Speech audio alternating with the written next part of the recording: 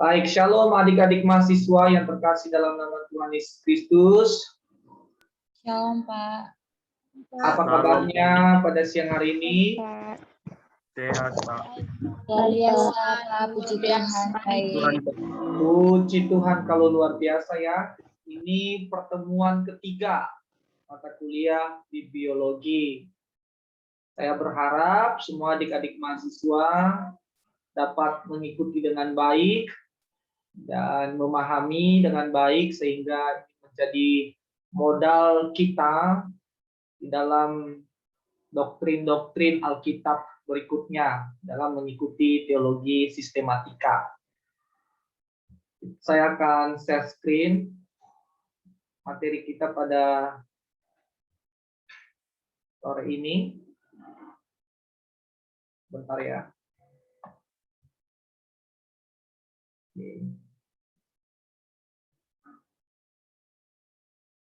Baik, slide-nya kelihatan ya? Kelihatan, Pak. Kelihatan, Pak. Ya, puji Tuhan kalau kelihatan. Pada sore hari ini kita akan membahas inspirasi atau pengilhaman. Pertemuan pertama kita sudah belajar pengertian dan definisi biologi, dan pertemuan kedua belajar tentang pernyataan Allah, yaitu ada pernyataan umum dan pernyataan khusus. Pernyataan umum itu melalui alam semesta dan hati nurani manusia, dan pernyataan khusus itu melalui inkarnasi Tuhan Yesus Kristus dan juga Alkitab. Pada pertemuan ketiga ini kita kita belajar inspirasi atau pengilhaman. Sebelum kita bahas lebih lanjut apa itu inspirasi dan pengilhaman, saya akan mengulas kembali tentang proses eksistensi Alkitab. Ya, ini proses eksistensi Alkitab. Yang pertama adalah kebenaran pada Allah, diwahyukan pewahyuan kepada kebenaran dalam pemikiran penulis. Pewahyuan ini atau pernyataan ini kita sudah bahas di pertemuan kedua. Lalu pada pertemuan ketiga ini kita akan bahas inspirasi atau ilham. Jadi kebenaran dalam pemikiran penulis diilhamkan, diinspirasikan kepada penulis. Kebenaran ditulis dalam original manuskrip. Setelah itu ada penyalinan. Penyalinan dari tulisan-tulisan yang original ini dilakukanlah penyalinan. Kebenaran disalin dalam original manuskrip. Lalu ada pengkanonisasian atau kanonisasi. Tolak ukur penerimaan dari setiap tulisan-tulisan yang disalin itu. Sehingga waktu penyalinan tidak asal-asalan menyalin. Tapi ada tolak ukur, ada ukuran. Sehingga penyalinan Alkitab itu benar adanya, tidak ada yang salah. Lalu setelah kanonisasi ini baru adalah buku Alkitab yang kita pegang sekarang ini dan telah diterjemahkan oleh LAI, Lembaga Alkitab Indonesia. Ada perjanjian lama dan ada perjanjian baru. Perjanjian lama sebanyak 39 kitab dan perjanjian baru sebanyak 27 kitab. Semua totalnya adalah 66 kitab.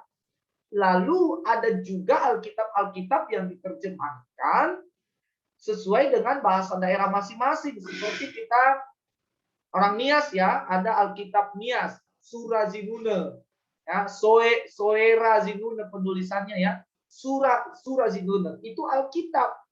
Nah kalau di kita suku Batak, Era nama Alkitab apa Era? Shalom Era. Alkitab aja sih, Pak. Tulisannya. Oh, tidak ada ininya ya bahasa daerahnya? Enggak, tulisannya tetap Alkitab. Oh, tulisannya tetap Alkitab. Tapi ada juga bagaimana? dalamnya bahasa Batak. Oh, dalamnya bahasa Batak. Tapi tulisan depannya itu Alkitab ya? Mm-mm. Oke. Nah, kalau kita nias ada nama sendiri. Alkitab itu diganti Sura Zinune, Soera Zinune. Nah, Alkitab ini dapat mengubah, menginsafkan setiap kita karena isinya adalah firman Allah yang mampu mengubah, yang mampu menginsafkan setiap orang sehingga dia bisa mengenal Allah dengan benar dan dia dipulihkan oleh firman itu sendiri, yaitu Tuhan Yesus Kristus.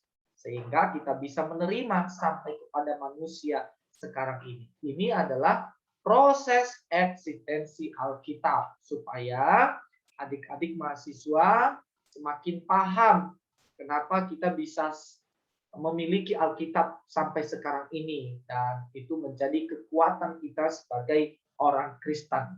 Alkitablah yang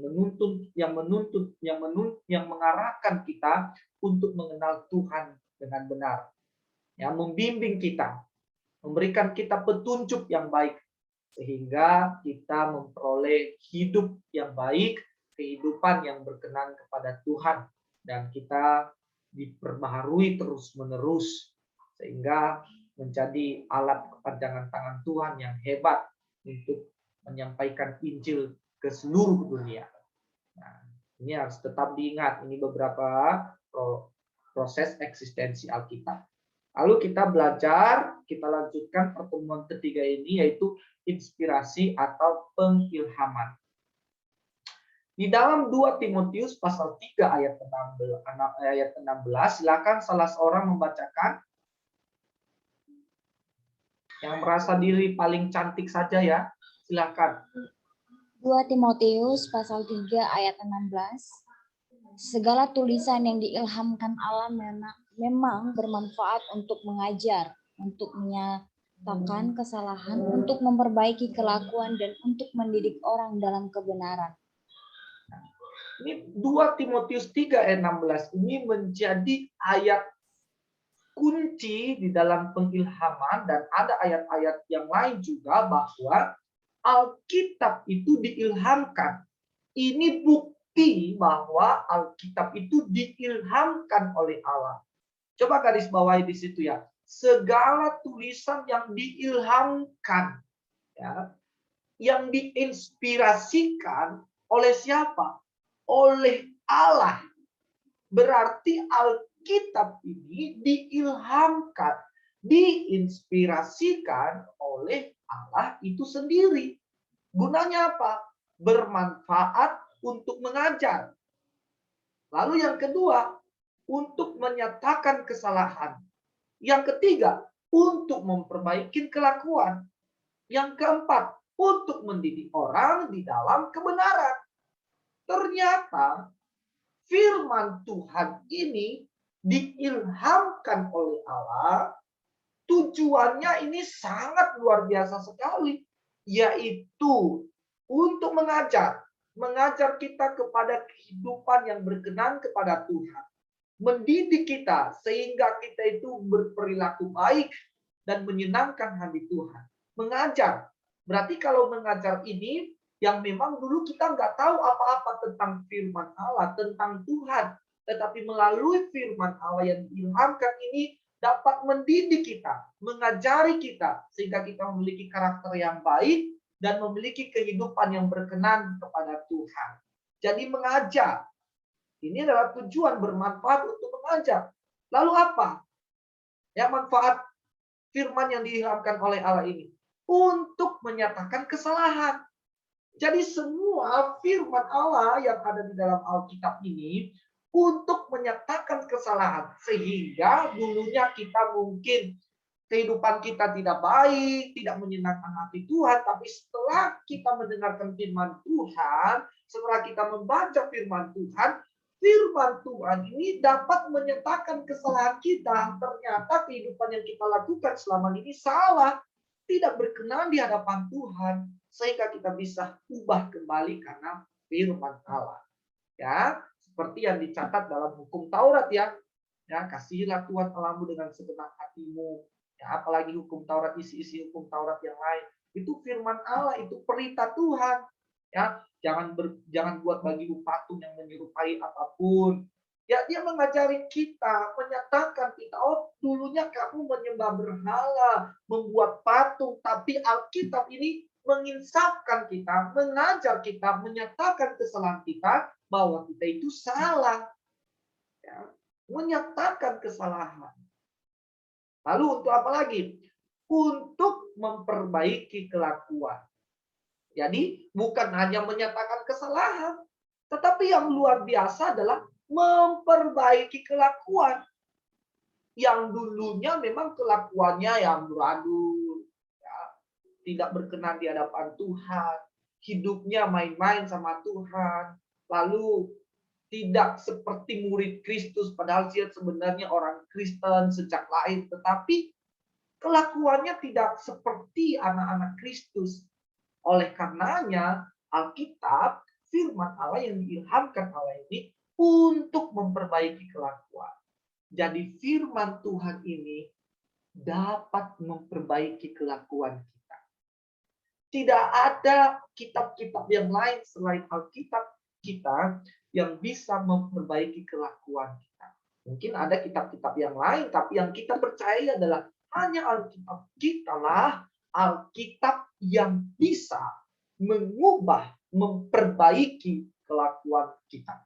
Ada enggak adik-adik mahasiswa mendengar yang dulunya dia mabuk, yang dulunya dia tidak berkenan di hadapan Tuhan, dulunya dia tidak menjadi berkat bagi banyak orang. Tetapi setelah dia mendengar firman Tuhan, setelah dia membaca firman Tuhan, dia diperbaharui, hidupnya diubahkan oleh Tuhan. Ada enggak mendengar cerita seseorang kalau bersaksi, setelah saya mendengarkan firman Tuhan ini, saya diubahkan kembali. Saya sudah sempat stres, saya sudah sempat putus asa, saya sudah sempat mau gantung diri. Tapi karena saya mendengar firman Tuhan, akhirnya hidup saya diubahkan. Ya, kelakuan saya diubahkan oleh Tuhan. Pikiran saya diubahkan oleh Tuhan. Pernah nggak dengar? Pernah. Pernah, Pak. Ya, pernah. Ini menyatakan bahwa Alkitab kita, orang Kristen, Alkitab ini sangat bermanfaat untuk memperbaiki kelakuan. Lalu untuk apa lagi? Untuk mendidik orang dalam kebenaran. Tidak ada buku apapun, baik dia penulisnya adalah profesor, gelarnya banyak, tidak ada buku yang bisa melampaui Alkitab, yang bisa mendidik orang dalam kebenaran. Tidak ada satupun buku selain Alkitab kita yang kita percayai yang dapat mendidik orang di dalam kebenaran. Ya. Kebenaran itu siapa sebenarnya? Adalah firman itu sendiri, yaitu Allah. Mendidik kita kepada kebenaran. Sehingga hidup kita dibenarkan karena Kristuslah yang membenarkan hidup kita. Dia mendidik kita. Sehingga kita memperoleh buah-buah kebenaran. Hidup kita menjadi orang-orang yang benar di hadapan Tuhan. Inilah manfaat dari tulisan-tulisan, itu firman-firman yang diilhamkan oleh Allah. Bermanfaat untuk mengajar, untuk menyatakan kesalahan, untuk memperbaiki kelakuan, dan untuk mendidik orang di dalam kebenaran. Adik-adik yang terkasih, adik-adik mahasiswa, kita boleh melihat kata segala tulisan yang diilhamkan oleh Allah. Jadi kata ini menjelaskan tingkatan pengilhaman setiap bagian Alkitab adalah sama. Segala tulisan berarti semua tulisan yang diilhamkan Allah. Ya, diilhamkan Allah. Jadi setiap bagian Alkitab adalah sama, diilhamkan oleh Allah. Ya. Hal ini berarti tidak ada perbedaan tentang pengilhaman yang kurang dalam kitab ini. Karena bersifat sejarah atau silsilah. Dan bagian ini lebih diilhami karena langsung perkataan Tuhan atau perkataan Nabi atas perintah Tuhan. Alkitab diilhamkan, dihembuskan oleh Tuhan.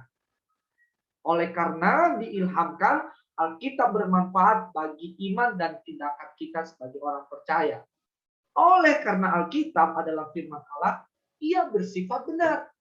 Ya, mendidik orang di dalam kebenaran. Kita akan lanjutkan pengertian inspirasi atau pengilhaman. Arti epistemologi, istilah inspirasi atau ilham berasal dari bahasa Latin, inspirare. Tetapi kata ini sebenarnya tidak memberikan arti yang tepat. Kata Yunaninya yang dipakai dalam 2 Timotius 3 ayat 16 yang kita baca tadi, dan di dalam Ayub pasal 32 ayat 8, yaitu theopneustos.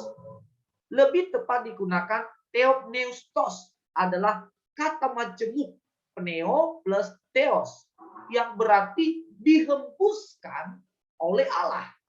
Ya, garis bawahi di sini adalah diilhamkan itu dihembuskan oleh Allah. Berarti yang berinisiatif sumbernya adalah Allah. Dihembuskan kepada penulis-penulis Alkitab. Dalam kata ini jelas terlihat adanya penekatan pada faktor Allah dalam pekerjaan penulisan tersebut. Jadi yang sumber dari Alkitab yang ditulis oleh penulis adalah Allah sendiri, karena dialah yang menghembuskan. Allah lah yang menghembuskan firman Tuhan itu. Dalam karena ini telah terlihat adanya pendekatan pada faktor Allah dalam pekerjaan penulis tersebut. Jadi faktor Allah lah yang 100% menghembuskan ilham kepada penulis dalam penulis-menulis Alkitab. Ya. Definisi.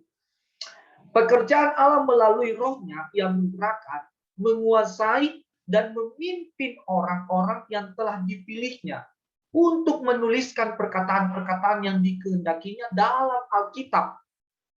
Jadi Allah melalui rohnya yang menggerakkan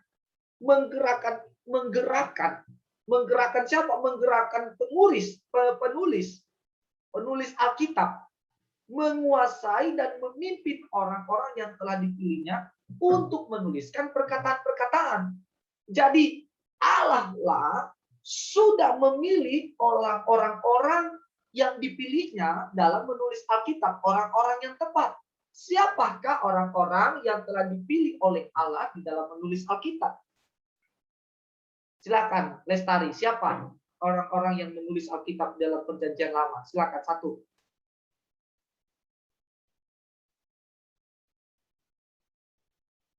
Shalom, Lestari, satu.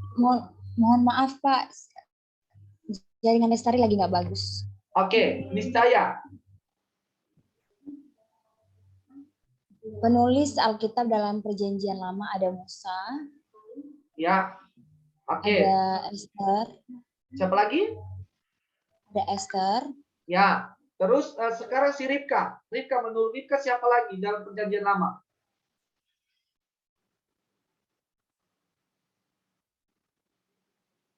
Ada Yosua, Ruth.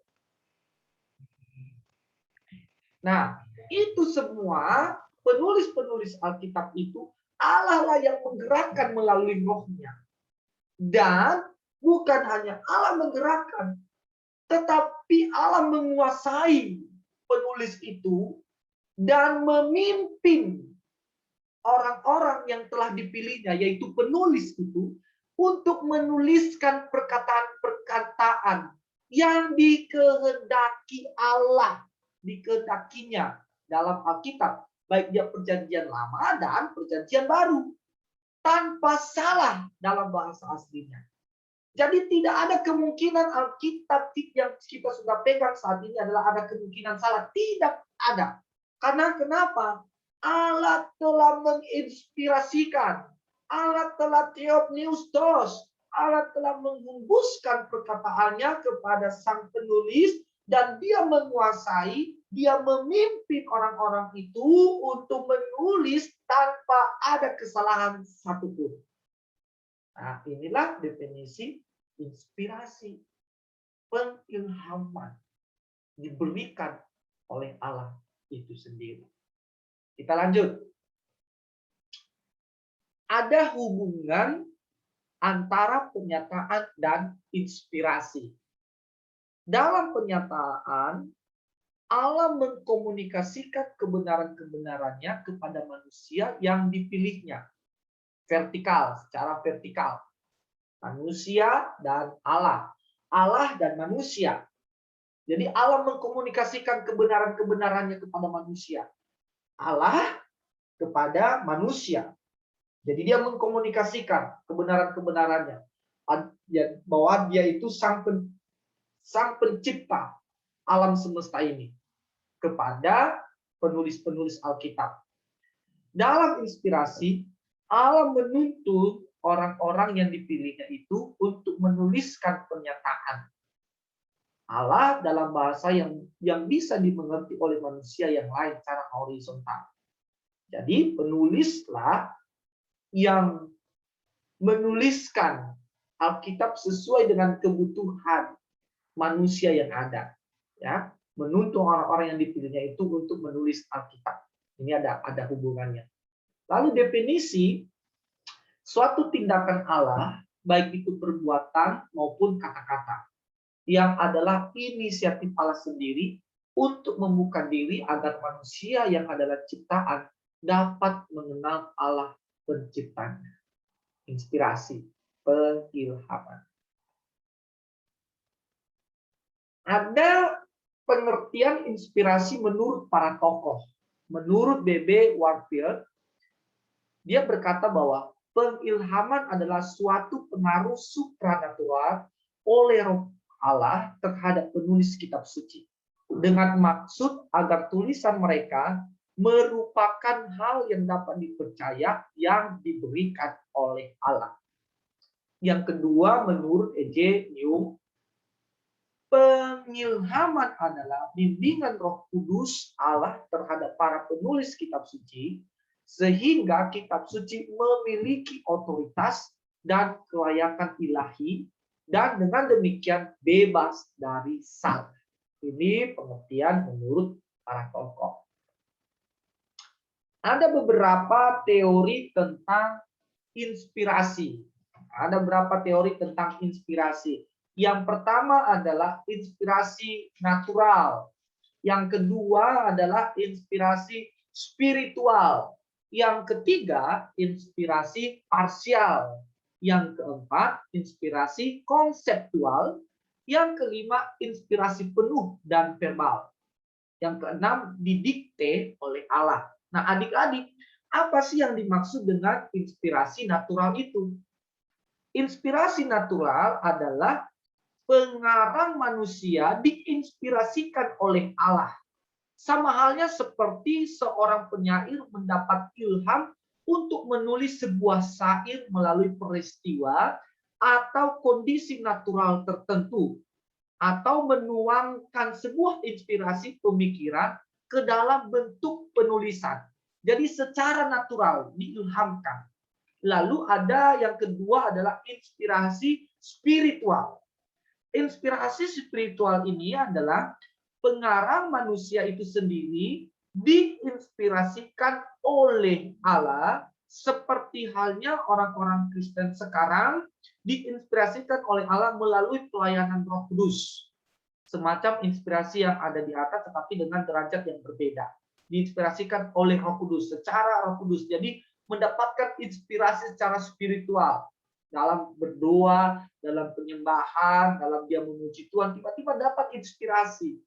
Dapat inspirasi. Oh, sekarang saya akan buat ibadah seperti ini karena ini adalah inspirasi daripada Tuhan. Itulah inspirasi spiritual. Inspirasi parsial. Inspirasi parsial adalah sebagian Alkitab diinspirasikan oleh Allah, khususnya dalam hal-hal rohani. Tetapi hal-hal yang bersifat sejarah ilmiah atau hal-hal non-rohani lain tidak diinspirasi. Nah, ini teori tentang inspirasi. Yang keempat, inspirasi konseptual.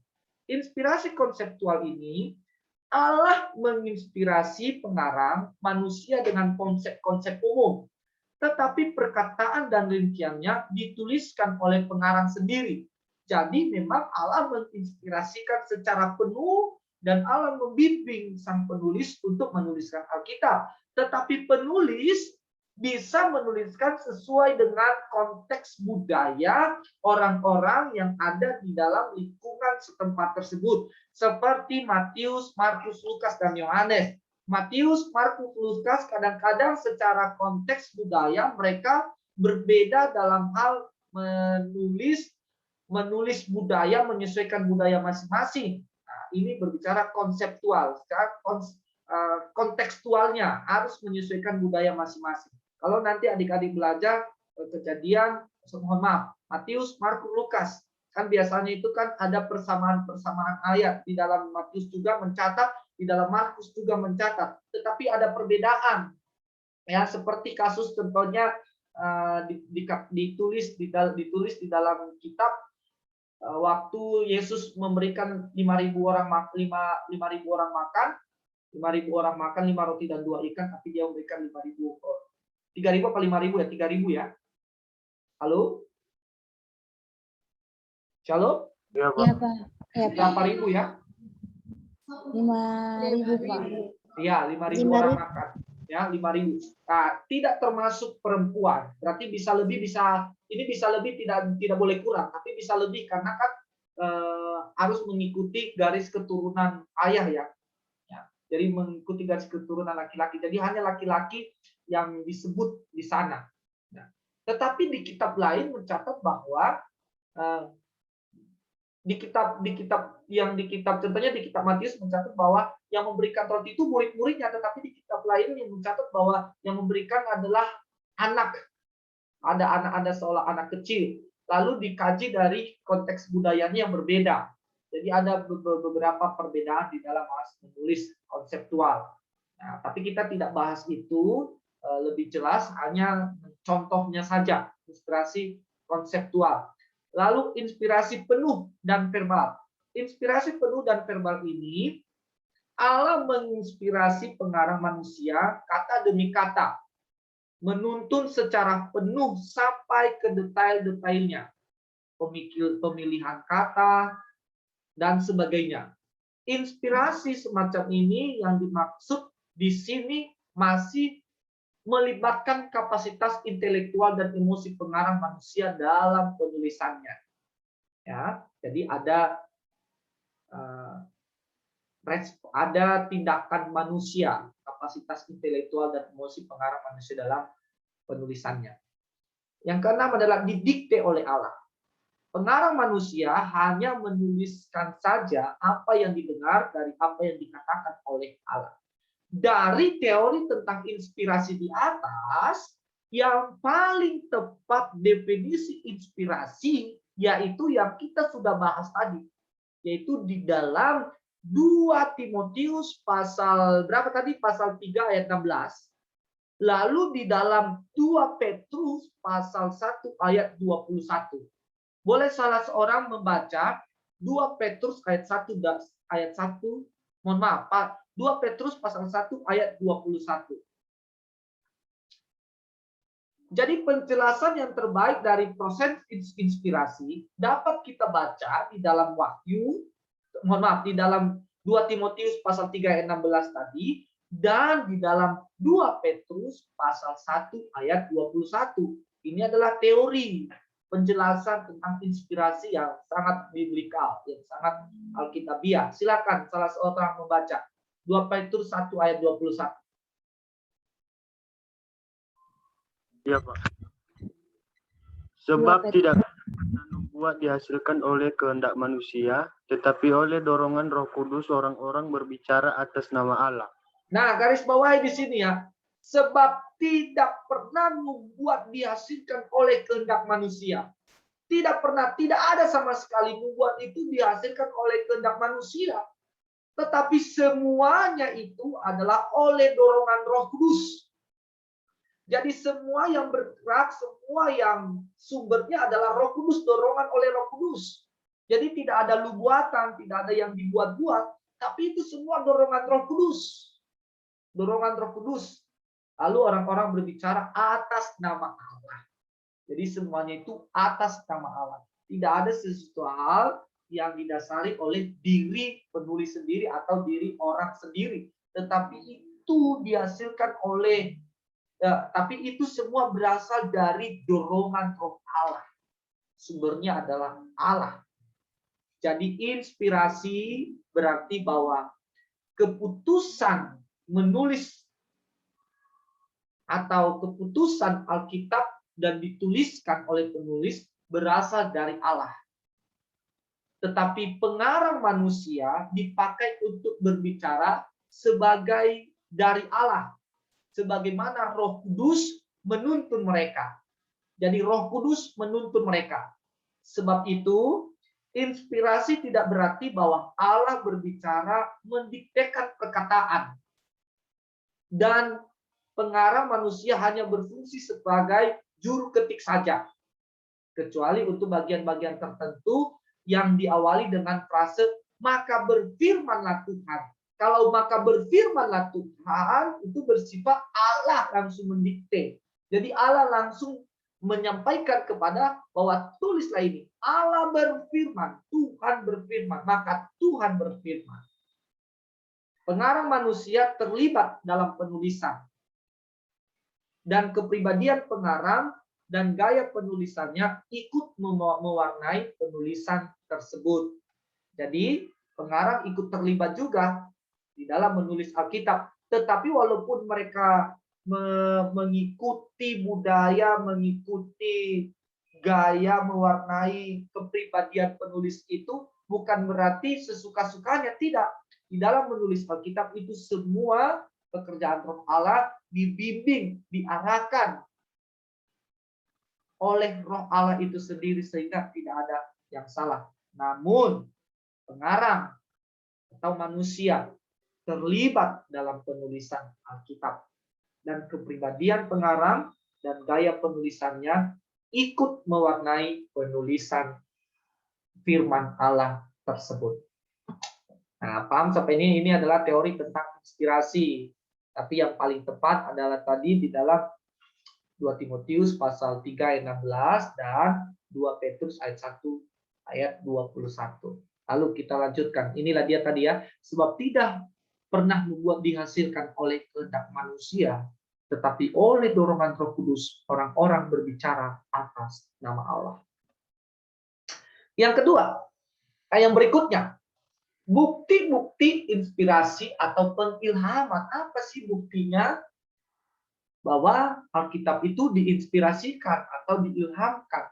Memang tadi kita sudah bahas 2 ayat firman Tuhan yang menjadi dasar pokok ya dalam pengilhaman, dalam 2 Timotius 3 ayat 16 dan 2 Petrus 1 ayat 21. Bukti-bukti inspirasi atau pengilhaman. Yang pertama, adanya pernyataan-pernyataan yang di luar kemampuan berpikir manusia. Misalnya tentang dosa. Ini di luar pemikiran manusia. Lalu tentang manusia. Ini di luar pikiran kita. Bagaimana kita bisa ada sampai saat ini, itu di luar pikiran manusia. Gimana manusia bisa bernafas, kok mata kita harus di depan, kok harus di depan. Ini di luar kemampuan manusia. Tidak ada manusia yang bisa membuat seperti yang diciptakan oleh Allah. Ini di luar kemampuan berpikir manusia. Ya, kenapa telinga di samping itu sudah semua Allah sudah mendesain sedemikian rupa, dan ini di luar kemampuan berpikir manusia. Ada keselamatan, Allah Tritunggal dan lain-lain sebagainya. Ini adalah bukti adanya pernyataan-pernyataan di luar kemampuan berpikir. Dan itu dicatat di dalam Alkitab. Ya, itu dicatat di dalam Alkitab. Ya, bukti inspirasi pengilhaman. Lalu yang kedua adanya adalah adanya pernyataan-pernyataan yang bersifat nubuatan. Ya, dan yang sekarang sebagian sudah terjadi. Yang tidak mungkin muncul dari pikiran manusia. Ya, nubuatan-nubuatan sudah terjadi. Ya, seperti nubuatan apa contohnya? Nubuatan contohnya Mesias akan datang. Ya, sudah terjadi dalam perjanjian baru, sudah digenapi. Ya, ada pernyataan-pernyataan yang bersifat nubuatan. Lalu nubuat apa lagi? Banyak hal nubuat yang sudah digenapi. Ya, ini adalah bukti inspirasi. Yang ketiga, adanya pernyataan-pernyataan yang bersifat sejarah yang jauh di luar pengetahuan manusia. Misalnya tentang kejadian penciptaan dan lain-lain. Ini di luar pemahaman. Ini di luar pengetahuan manusia yang terbatas. Tapi Allah lah yang tak terbatas itu menyatakan sejarah yang jauh di luar pengetahuan manusia. Ya. Ini bukti inspirasi, pengilhaman. Adanya pernyataan-pernyataan yang bersifat sejarah yang di luar pengetahuan manusia. Misalnya kejadian penciptaan dan lain-lain. Yang keempat, adanya pernyataan-pernyataan yang mempunyai kuasa yang mengubahkan hidup manusia dari zaman ke zaman. Ya, firman itu dapat mengubah manusia. Kuasanya itu besar dan ini sudah terjadi dari zaman ke zaman. Banyak orang-orang yang diubahkan oleh firman Allah. Ya. Ini menandakan bahwa firman Allah ini adalah diinspirasikan oleh Allah, bersumber daripada Allah itu sendiri. Dia berkuasa. Firman itu berkuasa. Mampu mengubah banyak orang. Nah, kehidupan manusia dari zaman ke zaman. Yang kelima, adanya pernyataan-pernyataan yang berisi ajaran moral yang sangat tinggi. Alkitab kita ini, moralnya itu sangat tinggi sekali. Ya. Tidak ada buku yang melebihi Alkitab, yang menjunjung tinggi nilai moral. Hanya Alkitablah yang menjunjung tinggi nilai moral. Ya, menjunjung tinggi nilai moral. Apa contohnya? Ada salah seorang mahasiswa yang bisa memberikan contoh? Silakan. Di dalam Alkitab yang menjunjung tinggi nilai moral, ajaran moral. Contohnya, kalau ada orang menampar pipi kirimu, firman Tuhan berkata apa? Jika ditampar pipi kiri, kasihlah pipi kanan. Iya, berikan juga lah pipi kanan. Maksudnya apa? Lepaskan pengampunan, tidak perlu membalas. Ya, tidak perlu membalas kejahatan dengan kejahatan. Iya enggak? Ya. Lalu moralnya apa lagi di dalamnya? Kasihilah sama manusia seperti dirimu sendiri. Ya kan? Ini luar biasa sekali. Lalu ada moral-moral lain yang diajarkan oleh Alkitab. Ya, jangan membunuh. Ya, jangan menghakimi sesamamu. Ya. Itu adalah ajaran-ajaran moral. Ya, jangan mencuri. Ini ajaran moral yang diajari oleh Alkitab. Tidak ada buku yang melebihi Alkitab kita. Alkitab bilang sumber moral yang sangat sejati, yang sangat luar biasa. Ya, ini bukti bahwa Alkitab itu berasal daripada Allah dan diinspirasikan kepada penulis Alkitab. Ya, yang juga diakui oleh agama-agama yang lain. Ya, bahwa moral Kristen itu, Alkitab itu sangat tinggi sekali. Yang keenam, bukti inspirasi pengilhaman. Adanya kesatuan tema dan isi dari seluruh Alkitab. Meskipun ditulis oleh penulis-penulis yang mempunyai latar belakang yang berbeda-beda dan hidup pada zaman yang sangat berbeda. Tetapi temanya itu saling berkesinambungan, saling cocok satu dengan yang lain. Itu yang luar biasa. Berarti apa? Ada yang mengontrol, ada yang membimbing di dalam penulis Alkitab itu, yaitu Allah, Roh Kudus lah yang membimbing, sehingga tidak suka-suka penulis. Jadi Roh Allah membimbing untuk menulis Alkitab. Bukti inspirasi yang ketujuh adalah bukti kelanggengan Alkitab. Meskipun sudah dilakukan usaha berkali-kali untuk memusnahkannya, tetapi Alkitab ini makin populer, makin banyak. Ya, menurut survei, buku yang paling banyak dicetak adalah Alkitab. Ya, dari buku-buku yang lain, buku yang paling banyak dicetak per tahun itu Alkitab. Ya. Kurang tahu sekarang sudah berapa eksemplar yang sudah dicetak ya, tapi Alkitab ini paling banyak dicetak. Ini menandakan bahwa walaupun ada oknum tertentu yang berusaha untuk memusnahkan Alkitab ini, tetapi tidak musnah, justru makin langgeng, makin luar biasa, makin banyak dicetak. Karena memang Alkitab ini sangat bermanfaat untuk setiap orang percaya. Bukti dalam Alkitab, doktrin inspirasi atau pengilhaman. Nah, di dalam Perjanjian Lama dicatat juga bahwa Allah sendiri yang memberi perintah untuk menuliskannya. Nah, dalam Keluaran pasal 17 14 ya, adik-adik boleh membaca itu nanti di rumah masing-masing. Lalu para penulis secara sadar memberikan otoritas terhadap tulisannya sebagai firman Tuhan. Seperti yang dicatat, demikianlah firman Tuhan dalam Yeremia 36 ayat 27. Penulis tidak berkata bahwa beginilah yang aku katakan, yaitu Yeremia contohnya, bukan seperti itu.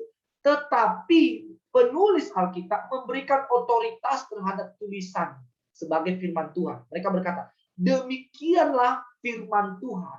Berarti itu adalah firman Tuhan. Boleh salah seorang membaca ya Yeremia 36 ayat 27. Ya. Demikianlah firman Tuhan. Ini menandakan bahwa yang mereka tulis itu adalah firman Tuhan. Ya, bukan mereka tulis asal-asalan, tetapi yang menulis adalah yang ditulis mereka itu adalah firman Tuhan. Silakan yang sudah mendapatkan Yeremia 36 ayat 27.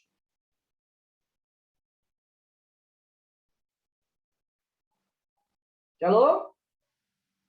Ayat Iya, berapa, Pak? Maaf.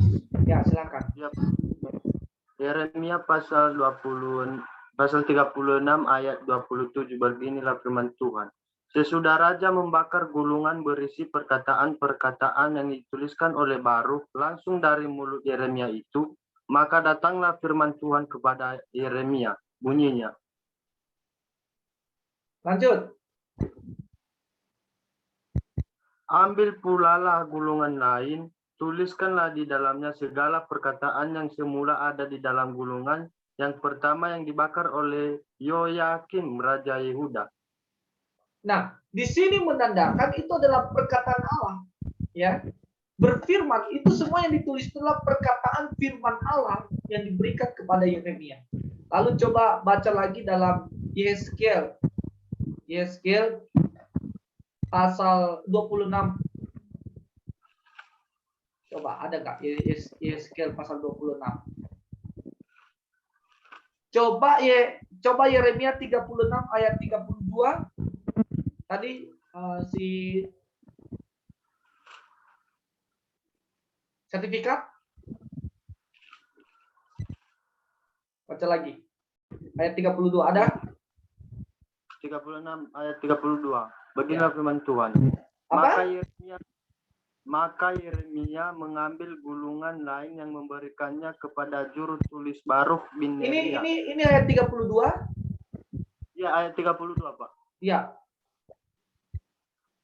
Saya ulang lagi. Maka Yeremia mengambil gulungan lain dan memberikannya kepada juru tulis Baruk bin Neria yang menuliskan di dalamnya langsung dari mulut Yeremia segala perkataan yang ada di dalam kitab yang telah dibakar Yoyakim, Raja Yehuda dalam api itu. Lagi pula masih ditambahi dengan banyak perkataan seperti itu. Nah, jadi ini menandakan bahwa semua penulis Alkitab, nanti ayat-ayat berikutnya nanti boleh baca di rumah masing-masing, semua firman yang dituliskan oleh penulis Alkitab memberikan otoritas terhadap tulisan mereka sebagai firman Tuhan. Itu adalah firman Tuhan. Lalu di dalam Perjanjian Baru mengakui inspirasi Alkitab.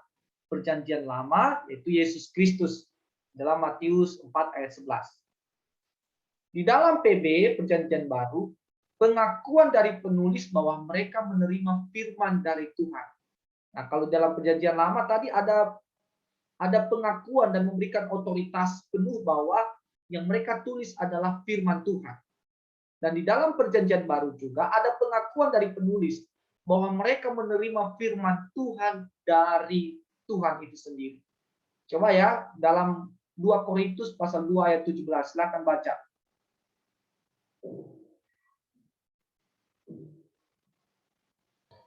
Dua Korintus pasal 2 ayat 13, beginilah firman Tuhan. Dan karena kami menafsirkan hal-hal rohani kepada mereka yang mempunyai roh, kami berkata-kata tentang karunia-karunia Allah dengan 1 perkataan yang Korintus pasal 2. Iya Pak, benar. 1 Korintus pasal 2 ayat 13. Oke. Lanjut. Saya ulangi. Beginilah firman Tuhan, dan karena kami menafsirkan hal-hal rohani kepada mereka yang mempunyai roh, kami berkata-kata tentang karunia-karunia Allah dengan perkataan yang bukan diajarkan kepada kami oleh hikmat manusia, tetapi oleh roh. Amin. Ya, oleh roh. Jadi ada pengakuan dari penulis bahwa mereka menerima firman dari Tuhan. Garis bawahi di sini ya, ayat 13 itu. Dan karena kami menafsirkan hal-hal rohani kepada mereka yang mempunyai roh, kami berkata-kata tentang karunia-karunia Allah dengan perkataan yang bukan diajarkan kepada kami oleh hikmat manusia. Jadi itu bukan hikmat manusia. Tetapi ia berkata, tetapi oleh roh, yaitu firman itu sendiri. Ya, ada pengakuan dari penulis bahwa mereka menerima firman Tuhan. Kalau kita boleh baca lagi di dalam 1 Tesalonika 2 ayat 13. 1 Tesalonika 2 ayat 13. Begini firman Tuhan ya. Dan karena itulah kami tidak putus-putusnya mengucapkan syukur. 1 Tesalonika 2 ayat 3. Dan karena itulah kami tidak putus-putusnya mengucap syukur juga kepada Allah, sebab kamu telah menerima firman Allah yang kami beritakan itu bukan sebagai perkataan manusia.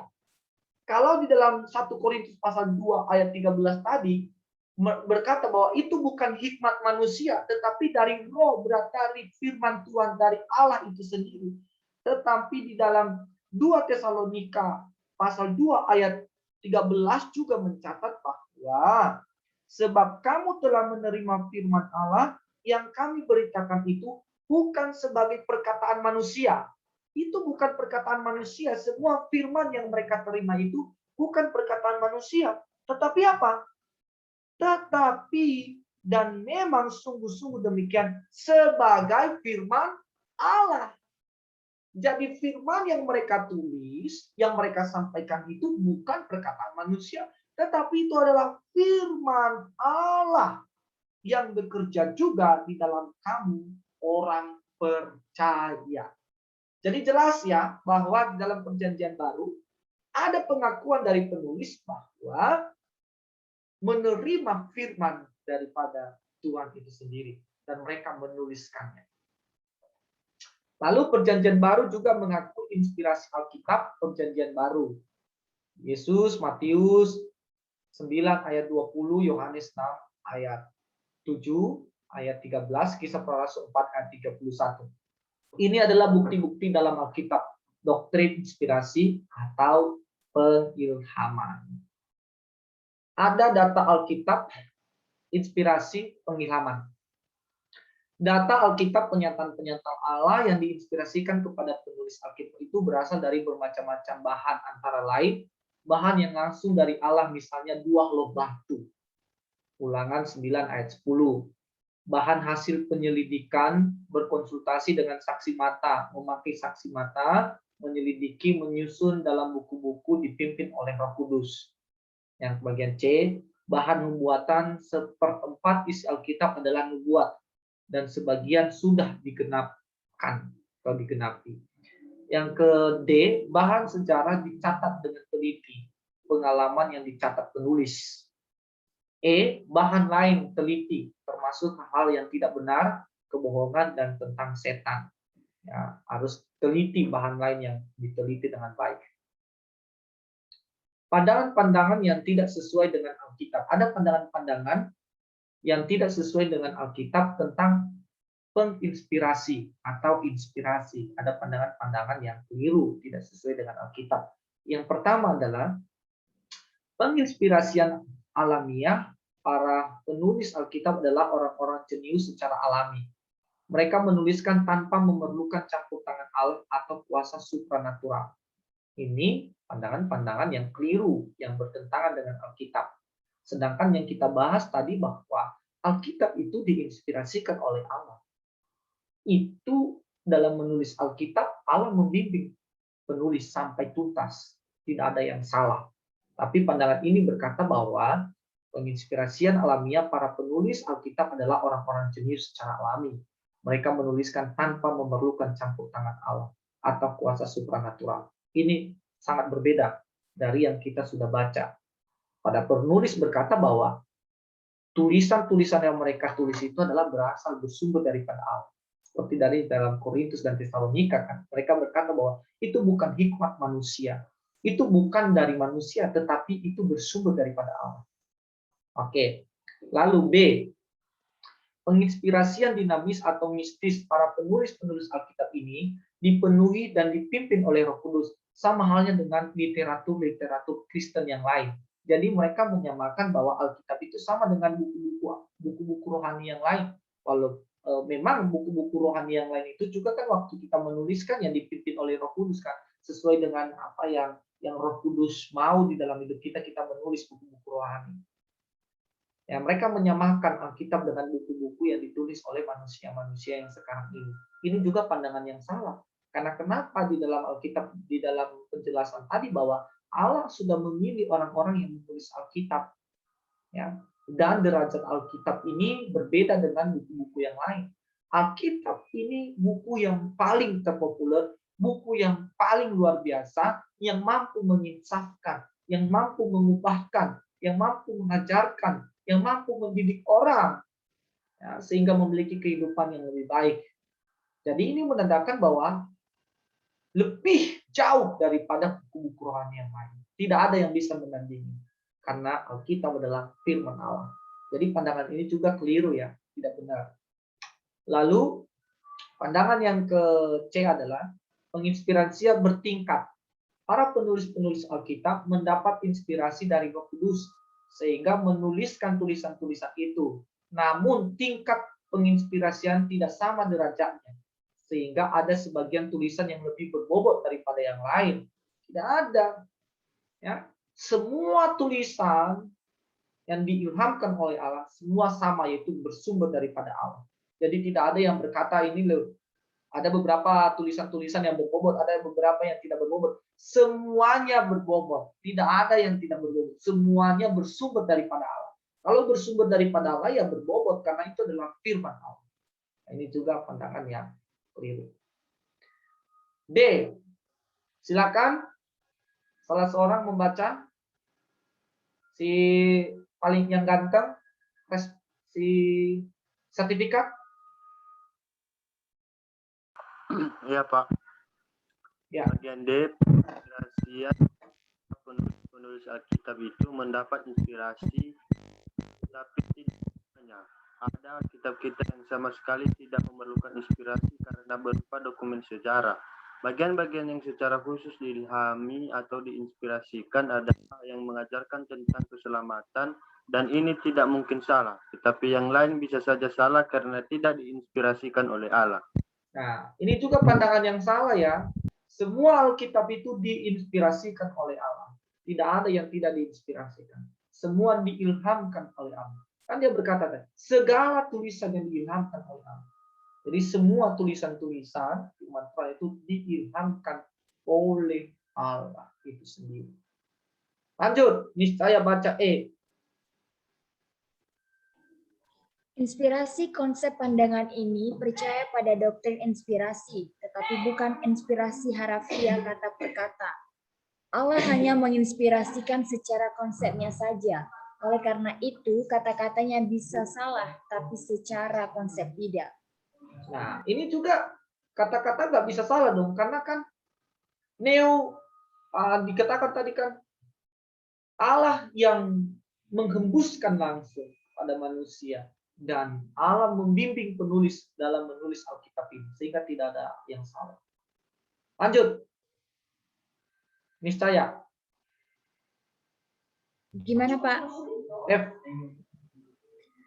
Inspirasi Bartian pusatnya penyataan Allah Yesus Kristus, Alkitab hanya merupakan saksi dari penyataan Allah. Sedangkan Alkitab sendiri adalah kata-kata manusia yang bisa keliru, tapi apabila ditangkap dengan telinga iman, maka kata-kata itu baru akan menjadi firman Allah. Jadi Allah bisa berbicara melalui Alkitab, tetapi hanya melalui anugerahlah bagian Alkitab itu dapat menjadi firman Allah. Oke, baik ya. Di poin ke F ini dulu, saya memberikan kesempatan untuk adik-adik mahasiswa memberikan tanggapan. Kira-kira setuju nggak, sependapat nggak di poin F ini? Kalau tidak sependapat, apa alasannya kenapa tidak sependapat?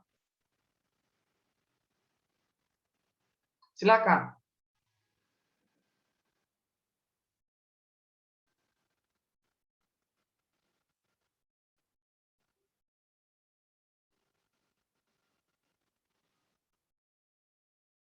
Shalom, silakan.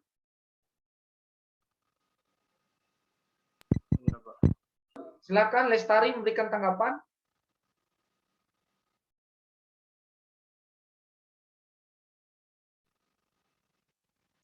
Mereka berkata, sedangkan Alkitab sendiri adalah kata-kata manusia yang bisa keliru. Tapi apabila ditangkap dengan telinga iman, maka kata-kata itu baru akan menjadi firman Allah.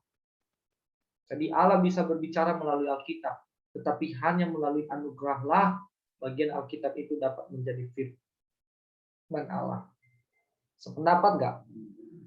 Kalau tidak sependapat, apa alasan? Ada menurut saya, Pak. Ya.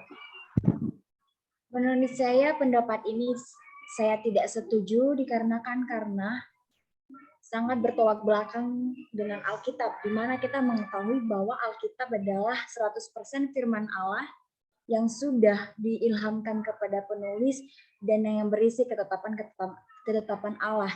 Dan yang dalam pendapat ini menyatakan bahwa hanya kata-kata manusia bisa saja keliru. Nah, ini pendapat yang sangat salah, sangat bertolak belakang, dan ini menurut saya tidak sesuai ya dari Alkitab, sebab Alkitab merupakan firman Allah dan tidak ada yang namanya kata-kata manusia di dalamnya, sebab ini real yang diilhamkan Tuhan ke penulis-penulis. Terima kasih, Pak. Baik, terima kasih. Ya, semangat ya, niscaya. Silakan Lestari memberikan tanggapan. Saya berharap semua memberikan tanggapan.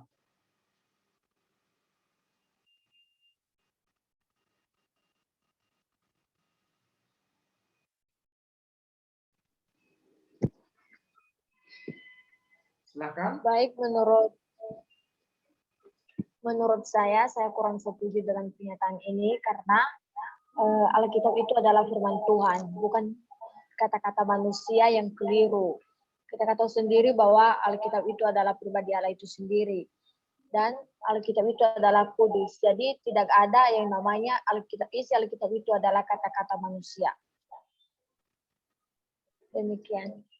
Baik, terima kasih. Silakan. Sertifikat. Pak. Baik, pernyataan tentang Alkitab sendiri adalah kata-kata manusia ini pendapat dari saya ini tidak sependapat karena meskipun hanya kita tahu dulu bahwa memang sebenarnya dalam Alkitab ini hanya kata-kata manusia, tetapi dalam penulisan Alkitab ini Allah memilih manusia atau mengilhamkannya supaya tidak ada satupun kesalahan dalam penulisan Alkitab tersebut. Demikian, Pak. Baik, terima kasih. Sertifikat. Silakan Era memberikan tanggapan.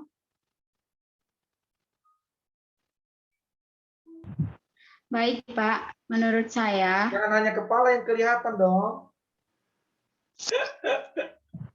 Silakan Era. baik, Pak. Menurut saya, Alkitab itu adalah emang saksi dan pernyataan Allah, tetapi Alkitab itu tidak boleh hanya kata-kata manusia aja. Sebab manusia bisa keliru dan kata-kata manusia juga tidak bisa ditangkap oleh yang mau membaca Alkitab gitu loh, Pak. Nah, gitu aja, Pak. Makasih. Oke, ada lagi yang memberikan tanggapan? Yarinta? Ya, Pak. Ya, silakan Yarinta.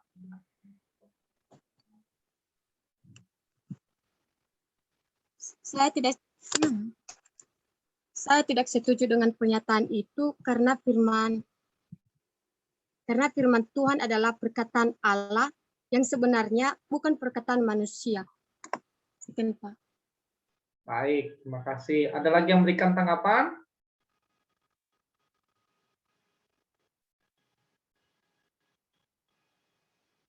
Oke, jadi yang menjadi kesimpulannya adik-adik mahasiswa semua bahwa Allah adalah sumber dari segala sesuatu. Ya. Allah adalah sumber dari segala sesuatu dan dituliskan di dalam Alkitab. Ya, diilhamkan kepada penulis sehingga tidak ada yang salah, sedikit pun tidak ada yang salah dalam penulisan Alkitab karena diilhamkan, dibimbing oleh Roh Kudus. Dan dibimbing adalah para penulis.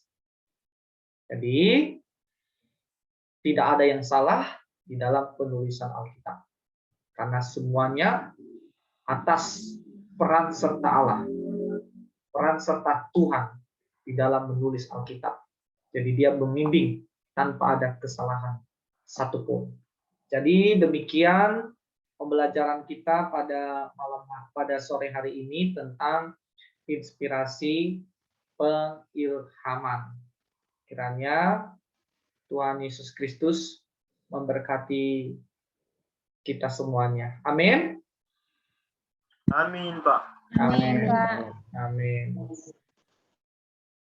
Baik.